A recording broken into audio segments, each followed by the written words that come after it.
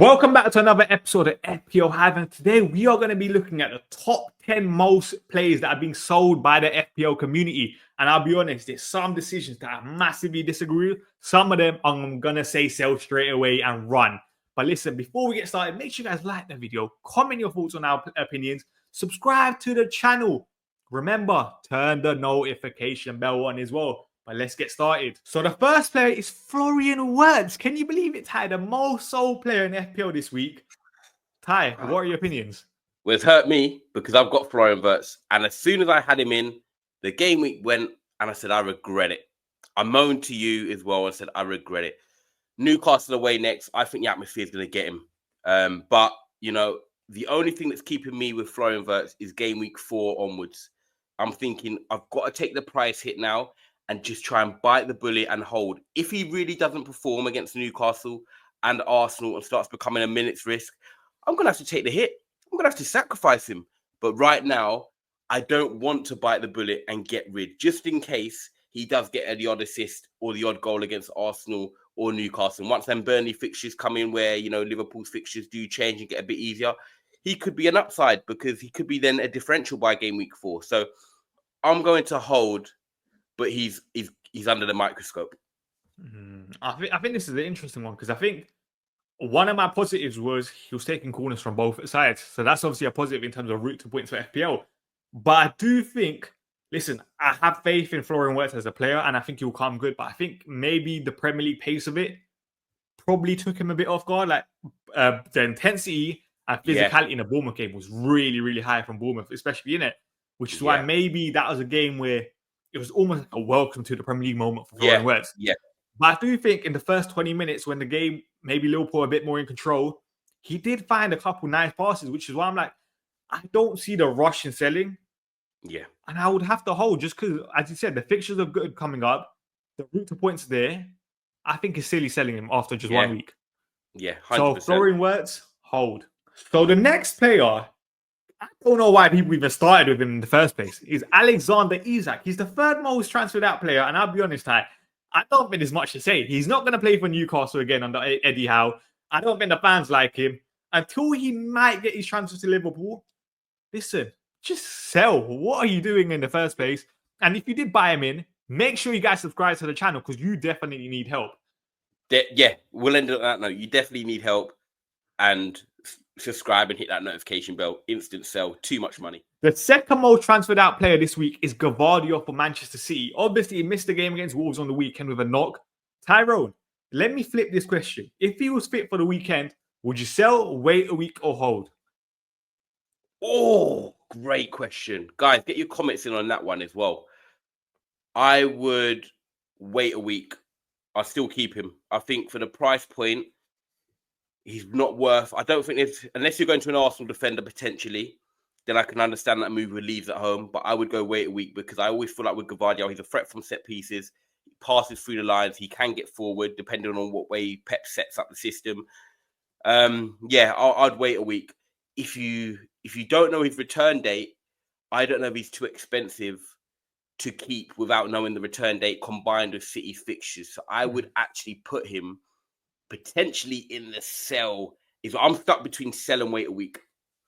I think if he was fit, I think I'll probably say wait a week just because I think he suits that role a bit more than Aït-Nouri in terms of the third centre-back role that we've spoken about recently. But at the same time, 6 million for a defender when Cucurella's getting in really high position if you watch the Chelsea game. Aït-Nouri obviously 9 point on the weekend. You got the Arsenal defenders who looked good defensively, keeping another clean sheet like we know they normally do. So that's why I would probably say, even if he's fully fit, I would still say sell. I'm with it. Sell. Gvardiol, it is. So the next player is Konsa. Obviously got a red card on the weekend, even though Aston Villa did keep a clean sheet. So he still ended up with 3 points. Tyrone, what are your thoughts?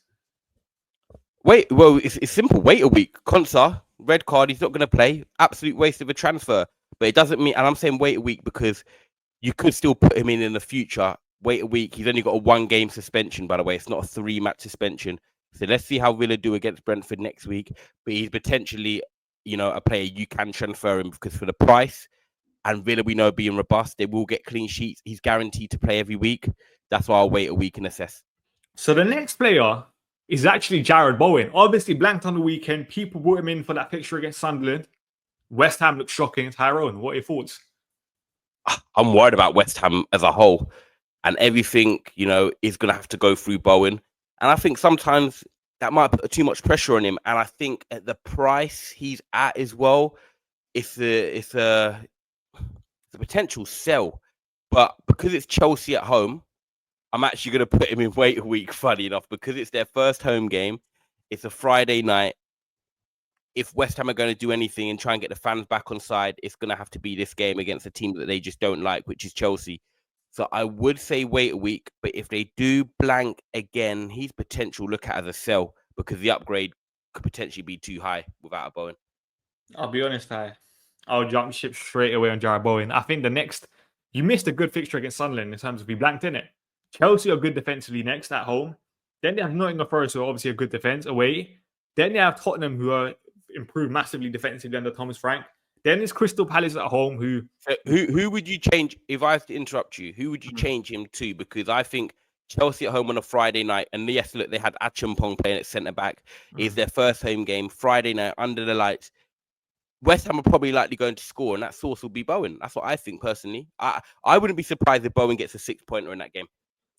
For the sake of but then would you not say someone like Chris Wood, for example, with better fixtures, 0.5 cheaper, could outscore him? Away at Crystal Palace? No, not worth the transfer. Save your transfer and have 2 next week. I'll be honest. I'm still going to sell. I'll jump ship with Jarrod Bowen and West Ham assets. I'll be honest. I'm worried for the minute, which is why. What do you think? People in the comments, get your comments in. Bowen, wait a week or sell. I think they would go with wait a week because the sake of making a transfer for Wood away at Crystal Palace, the upside isn't the highest. Palace is still good defensively as well, playing a back 5. Gwe, we still unsure on his situation. Wait a week. Okay, fair enough. I'm going to go with you. Wait a week. So the next play is one of the most highly owned plays is being sold right now, and that is Joao Pedro. Obviously blanked on the weekend, 70 minutes. We expected that for Liam Delap, and it happened. Tyrone, what are your thoughts? I'm going to hold. He was in my plans. He's been in every single draft I've made this summer. If I jump ship after a week, I think that's more of an indictment of myself not backing myself. And I always think with FPL, don't be too reactionary. You need to analyze a lot of 3 to 4 game weeks to start the season. And, they've got a great fixture in West Ham away this weekend. And their fixtures are still okay after that. So, yeah, I'm going to hold. I think he's one of them players as well that he puts a lot of pressure on himself. He wants to perform. He wants to be better than what, he showed. He looked a bit disappointed coming off the bench. I wouldn't be surprised if we went and scored on Friday. So, yeah, I'm going to hold. I'm going to go with my gut. And I'm going to ride the Pedro away for a few weeks. You know what? I'm going to say potentially wait a week. I think what we saw on the weekend was our concerns with Joao Pedro going into the season in terms of that 70th minute mark hits, Liam Delap comes on. Do you not think there's a possibility, say Joao Pedro has a quiet game next game against West Ham, Liam Delap comes on, there's a possibility that he could score, and then Liam Delap starts, and then Joao Pedro is the one off the bench, and maybe working his way back into that side? Ask me in a week. So would you not wait a week? No, I'm going to hold because on the upside, he could score. So I don't want to panic. I'm not going to say wait a week. I'm going to hold. I'm going to stay strong in it. If he does perform badly and we see Delap hypothetically have a great game, these are all hypotheticals, then we don't know. But I'm going to hold. Okay, fair enough. I'll go with you. The comments, let us know down below what you'd think for Joao Pedro's situation. So the next player is Omar Marmoush from Manchester City. Didn't start. 8.5 in FPL. I'll be honest, I would hold if I was a Marmoush owner. I think going into the season, you knew the risks with picking Marmoush in terms of that City rotation. So now he's got benched that first game. You knew that was a possibility. So why would you now then change it and straight away sell it? I don't think that makes sense in my eyes. I'm going to go wait a week. I'm going to disagree with hold. I'd wait a week, which is technically holding. But if he's on the bench again this weekend, with Foden, Cherky, other players like that waiting in the rings. You don't know if Rodrigo could be making a bid. They could be making a bid for Rodrigo if Savinho does leave. If he's not started in the first 2 games, I'm then keeping an 8.5 million player, not knowing every week if they're going to start when you've got Kudus for 6.5, Reinders for 5.6, Anderson 5.6. just other players, Eze's at 7s or whatever, 7.5s, whatever it is, Odegaard's. There's so much value in what you can replace Marmoush with. I'm going to wait a week. And if he doesn't start against Tottenham, I'm sorry. I think you might have to sell. I got a surprising stat that I think you might be shocked by. You know, last season when Marmoush came in to that match, He started the most games, I think, other than one player. I think Gvardiol. Yeah, he played the second most minutes under Pep Guardiola last season when he came in. So that I think shows. Do you want me to tell you though? Go on. That was last season. This is this season. Fair enough. But I think, listen, Pep's not going to go from like starting you and playing second most minutes to now you're completely out of sight. So I think there's also that possibility of Marmoush playing in behind Erling Haaland. We saw Haaland and Julian Alvarez have a similar sort of connection. Yeah. A couple of seasons ago. So I think there's that possibility. But I think for now, maybe wait a week makes a lot of sense. Yeah, I like it. Guys, in the comments, I'm getting him. That's 3-1 in twists, by the way. Let's go. We don't know it because the reality is, if they get FPL points, that's what will decide if it was a good decision or not. Not you twisting me. You before the deadline, and you need to start messaging me. We'll see. But anyway, Marmoush, wait a week. The next one is Ollie Watkins, blanked on the weekend against Newcastle. Tyrone, a lot of people are selling him. What are your thoughts? I'm going to hold. Again, I actually own Joao Pedro and I own Watkins. They're both blanked on the weekend. Both disappointed me. But in my head, I was like, surely it can't get any worse than that. Both of them blanking on the same weekend when you've got a fixture at home against Newcastle and a fixture at home against Palace. But I feel like Watkins is a lock-in for Aston Villa. They don't really have any other strikers that are natural, proper strikers that are going to come in and replace him. So I do feel like Villa will wake up from that first game. Watkins will bounce back, potentially even against Brentford, his former club, on the weekend. He scored against them previously as well in other seasons. So, yeah, I'm going to hold on Watkins. He's Premier League proven. He's got 15 goals in the last 3 seasons or more and played over 30 games in every of those seasons. He's injury-free. I'm going to hold him. I think the game on the weekend probably didn't suit him as well, because if you looked at that front three behind Ollie Watkins, it was McGinn, Tielemans, Rodgers. They never really had that runner that can kind of like help him stretch that Newcastle back line. And one thing we even saw last season, Eddie Howe's like 4-5-1 defensive block is very, very hard to break down. We saw even Liverpool, probably the best attacking side last year in the Premier League, struggle to break them down. So I think that was probably more of a fixture game rather than a game that showed Ollie Watkins' capabilities in terms of FPL, if that makes sense, isn't it? Yeah. It was just a very difficult game. So that's why Ollie Watkins is a hold. So the next play is Cole Palmer. I'll be honest, I'm a bit shocked that people are selling him, but I can also understand that next week, game week 2, Arsenal have a tempting fixture against Leeds. A lot of people are obviously going from Palmer to Saka. Ty, would you sell? Would you hold? Or would you wait a week? I would hold. I think Palmer is another one that's been in a lot of my drafts. I think he's only going to get better. You know, he didn't do great against Crystal Palace, but I don't think anyone at Chelsea did great. I thought tactically Palace set up well, nullified Chelsea. But we've all seen Chelsea won the Club World Cup. Chelsea scored goals in pre-season. Palmer is one of the main players. His penalties, his 90 minutes.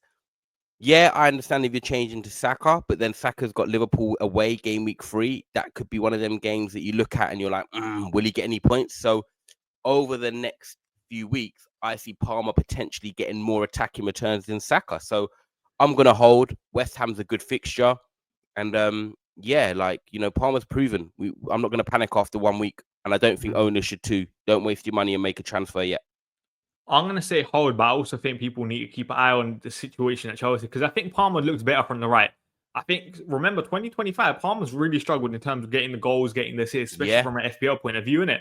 Yeah. And I think Chelsea's setup in terms of the way they set up in the Club World Cup suited Palmer a bit more. And I don't think Maresca emulated the same setup against Crystal Palace on the weekend. So that's something I want to keep an eye on. But I do agree, right now, Palmer is a hold. So the last player is Frimpong from Liverpool. Obviously, nearly got clean sheet points. Was about 20, 30 seconds away before he came off. Tyrone, what are your thoughts? Oh, Frimpong's a very tricky one because Liverpool got Newcastle away and then Arsenal home, but their fixtures could turn. I think his output, attacking-wise, is going to get better from game week 4. Again, it's the same question. Can you upgrade him to a different defender and you think you're going to get more points? Potentially an Arsenal defender. I understand if someone wanted to go to a defender, I'd probably be looking at Arsenal with Leeds at home and potentially a set-piece threat in Gvardiol. That might be a move I'd look at. if someone said to me now, Frimpong to Gvardiol, I think it's a safe pick. I think that Gvardiol is going to be a threat from set pieces. He's also a rock for Arsenal. If it's not Gvardiol, then I think you could keep Frimpong and just hope for maybe some attacking returns in one of them next 2 games before the fixtures do turn. But it could be a wait a week, or it could be a sell to Gvardiol. That rhymes. What are you thinking? I'll be honest. If I was a Frimpong owner, I'll be concerned. I think Liverpool's efficiencies defensively on, like, for example, the counter, in my eyes, would see a lot of early subs from Frimpong. Just because, like, a lot of it's going to be game state dependent. So if Liverpool are winning, we know they are vulnerable at the back in terms of those counters, innit? So realistically, you expect Arne Slot to take off one of the weaklings in the defensive line. Who's the better player to have? Who's the better player to have long term? Then would you say Frimpong or Gvardiol? I think Gvardiol. I think Gvardiol's safer. I think Frimpong's more exciting, but at the same time, I think it depends on how you play FPL, innit? For the excitement, or do you want the safety? I think the safety with Gvardiol, I think a lot of people will go with. But I think right now, if you had Frimpong, I would say wait a week, because I'll be honest, I'm concerned about Liverpool's backline. Yeah, I think I might go sell, because I think if you get on Gvardiol now, you're guaranteed probably a clean sheet on the weekend, whereas Newcastle are probably likely to score or cause some threat. So yeah, I'm going to sell Frimpong and I'll go Gvardiol. Okay, I'm going to say wait a week. Listen, Ty, you convinced me enough. So I'm going to take the lead on this one. We're going to say Frimpong, wait a week. So that is our tier list. These are the top 10 most transferred out players for Game Week 2. I'll be honest, I agree with some, I disagree with some, but we would love to hear your thoughts down below in the comment section. Tyrone, do you have anything to say before we end this video? Smash a like, make sure you subscribe, and turn on that notification bell. FPL Hive, we are out.